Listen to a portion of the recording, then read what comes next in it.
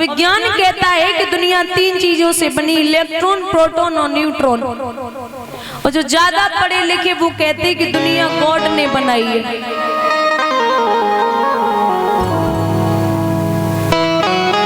हम और आप मनु महाराज के वंशज हैं।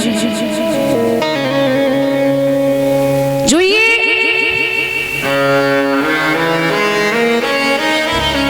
देवहूति है, ये देवहूति मनु महाराज की बिटिया करदम ऋषि के लिए ब्याही गई थी। इनके 9 बेटियां हुई और 10वें पुत्र हुए जिनका नाम था कपिल भगवान, जिन्होंने अपनी मैया को मन, चित्त और अहंकार के बारे में समझाया था। और एक बात कही थी कि हे माँ, अगर मन को बस में करना है तो सबसे पहले चित्त को बस में रखना चाहिए, क्योंकि अगर आंखें बिगड़ती है ना तो सब बिगड़ता है। पहले चित्त बिगड़ा और फिर मन बिगड़ा, और मन बिगड़ा तो चरित्र बिगड़ा, और अगर दादा चरित्र बिगड़ गया तो दुनिया बिगड़ गई, फिर आपको सुधारने वाला कोई पैदा नहीं हुआ। सबसे पहले आप चित्त को संयम रखिए।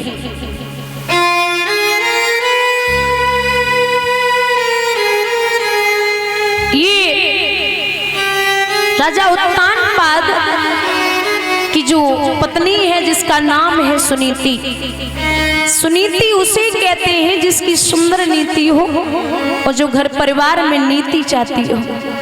उत्तानपाद की प्रथम प्रिया सतियों में लेखी जाती थी, वो परम विनीता नीतिवती रानी सुनीति कहलाती थी।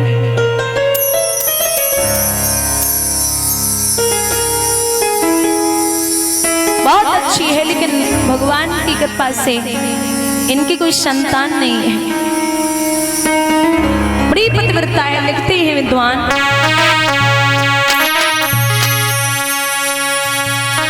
कि जब पति अधर्म को जाए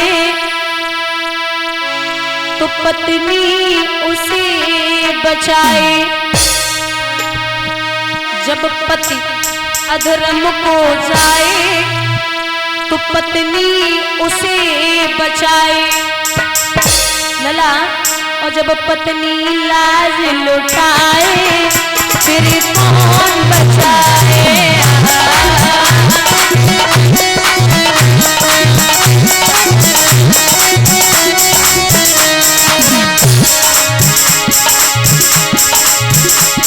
माना कितनी लुटाती थी, घर का दीपक है रोशन।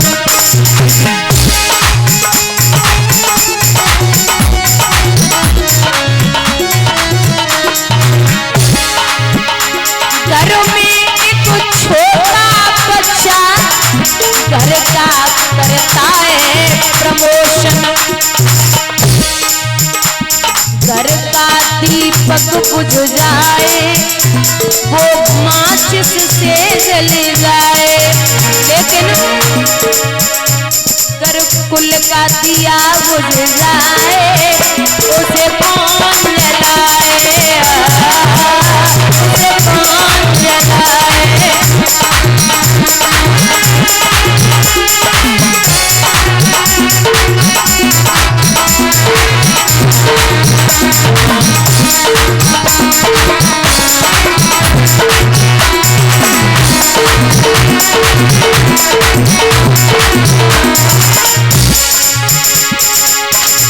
नारी की धर्म का दर्पण वो पति को करती समर्पण।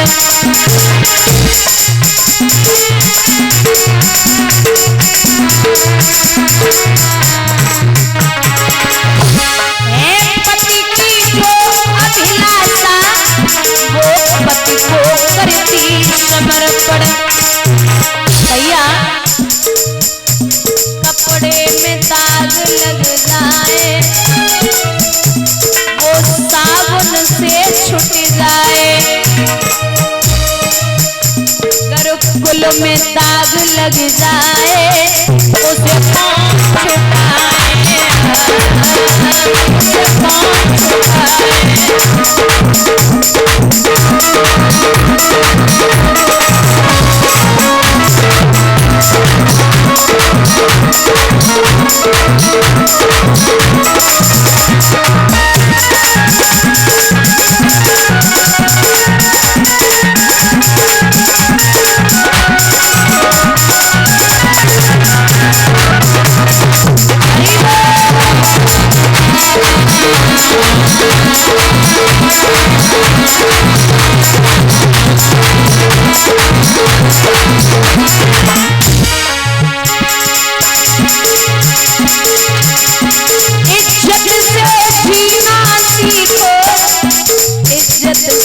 मरना सीखो। भारत के प्यारे वीरों, भारत पे मरना सीखो।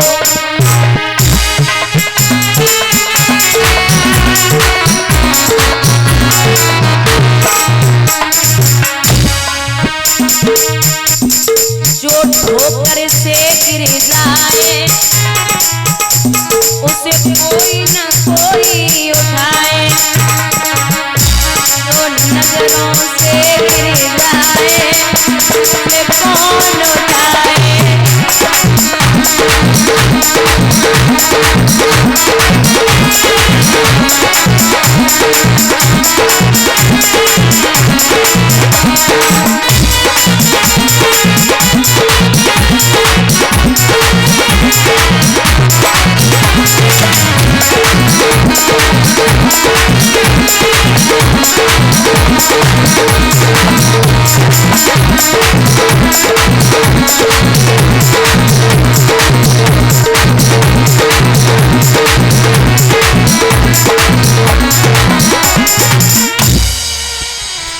महाराज बड़ी पतिव्रता है, लेकिन घर में कोई संतान नहीं है। ये तो कर्मों की खेती है, जो बोएगा सो पाएगा। और कर्मों में हाथ बटाने को बेटा ना साथ निभाएगा। लोग संतान के लिए दुखी हैं कि घर में पुत्र नहीं हुआ, और भगवानों बड़े विलक्षण हैं। का घर में एक न देवे, का घर में 10 बंदा इकट्ठे दे देते हैं। सो कछु तो सवेरे ढींढ देती, संजाल इकट्ठी करती हैं। और माताएं कुछ तो ऐसी होती हैं इन जैसी, खुद की लिपस्टिक कबहू ना छोटे, लला की मोमबत्ती कबहू ना बुझे, बैठी है ना कि छुटती ना है।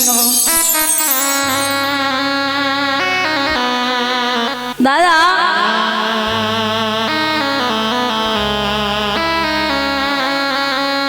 संतान घर में है और माँ बाप के पद चिन्हों पर नहीं चल रही है, तो सबसे बड़ा कष्ट है। इससे अच्छा न होती तो ज्यादा ठीक रहता है।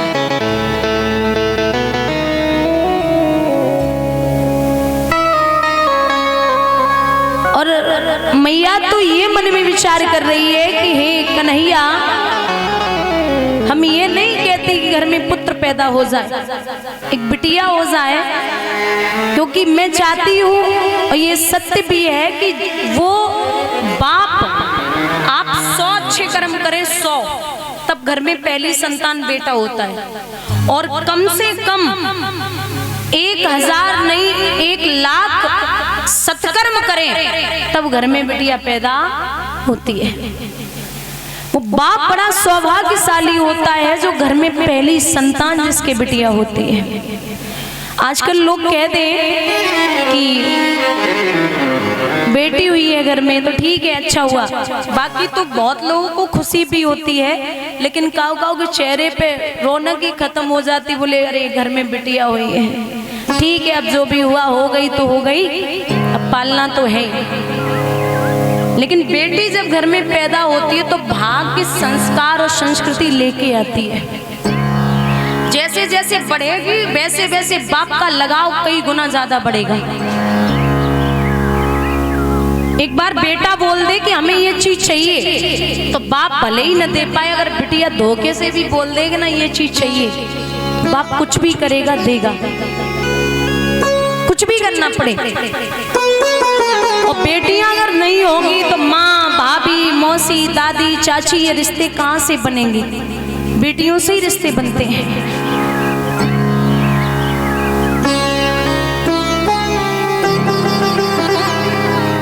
अच्छा, कई घर ऐसे होते, वैसे तो सब जगह ठीक ही है, लेकिन एक चीज देखी होगी, जैसे हमारे बुजुर्ग बैठे हैं, दादा जब तक लड़के की शादी नहीं होती तब तक कभी भी लड़का बोलता नहीं है कि हमें अलग होना है। कभी कहता है? कभी नहीं बोला होगा कि हमें अलग होना है। और जैसे ही कहीं कहीं घर में शादी हो गई वैसे ही बोलते हैं अब हमें अलग कर दो। बस अलग कर दो, मैं अपनी पत्नी के साथ कहीं भी रह लूंगा, हम और हमारी पत्नी और 1-2 बच्चे होंगे, ठीक है, कट जाएगी मेरी।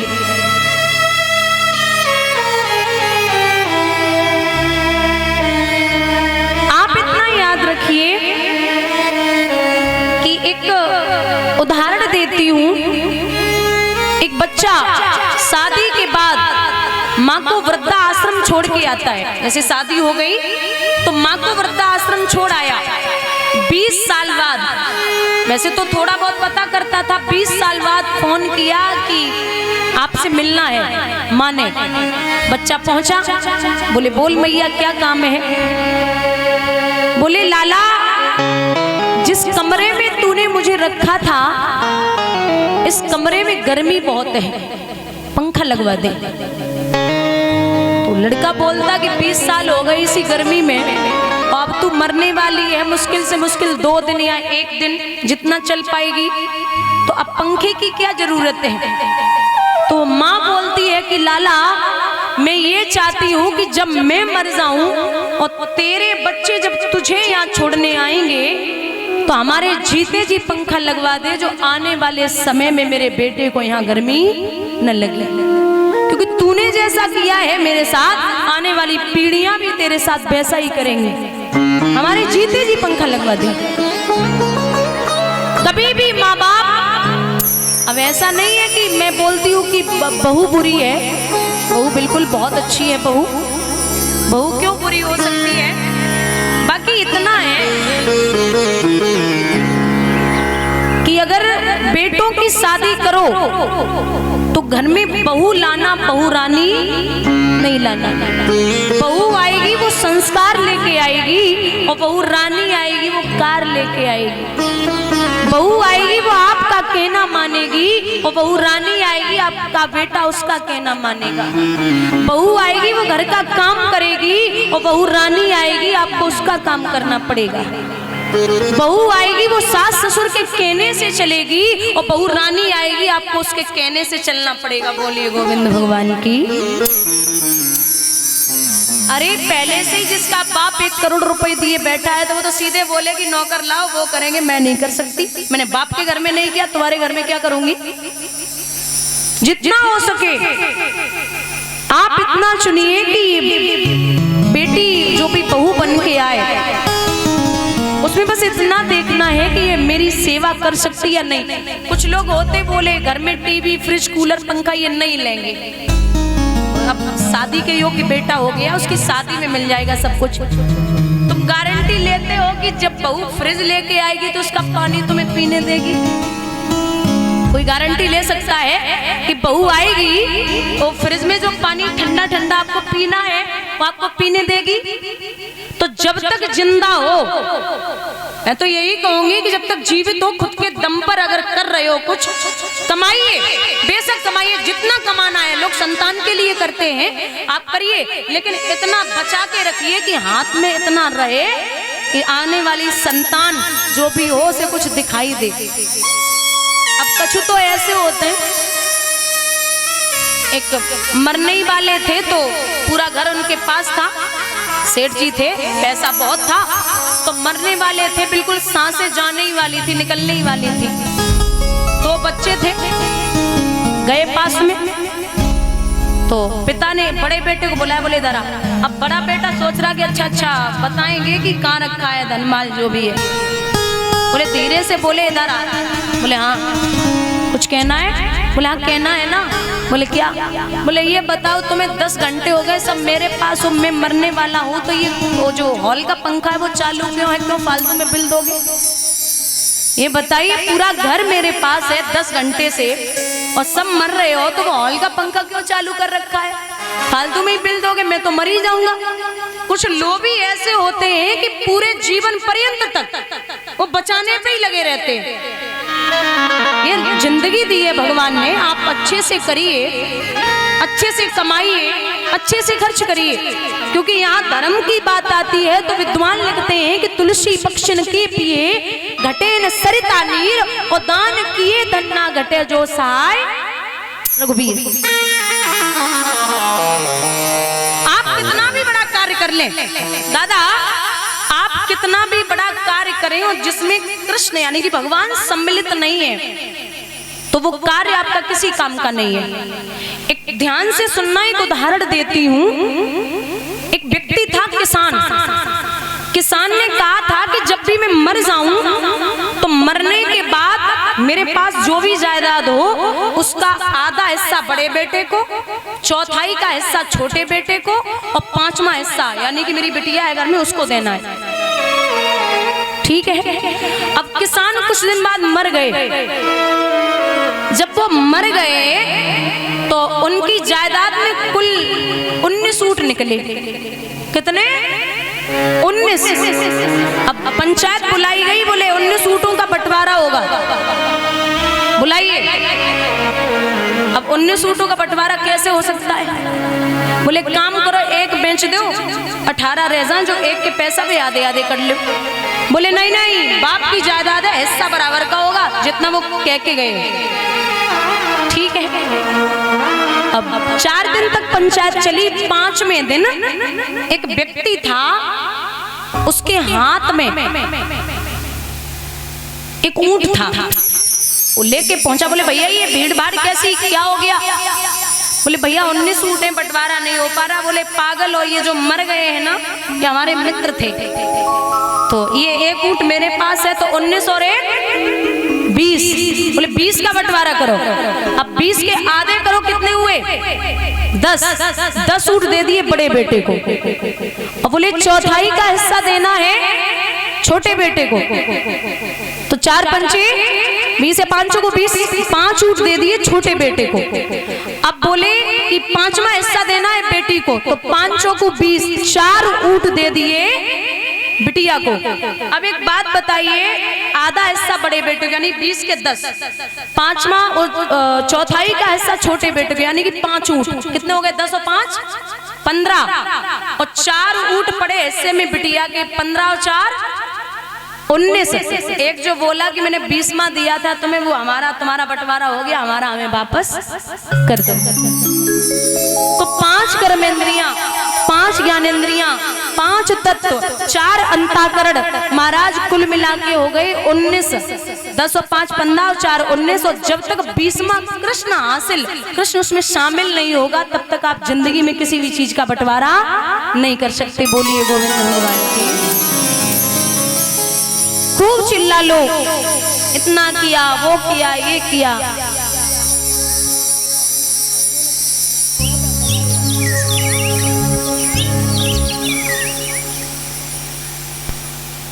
वो लीड काम कर जाएगी।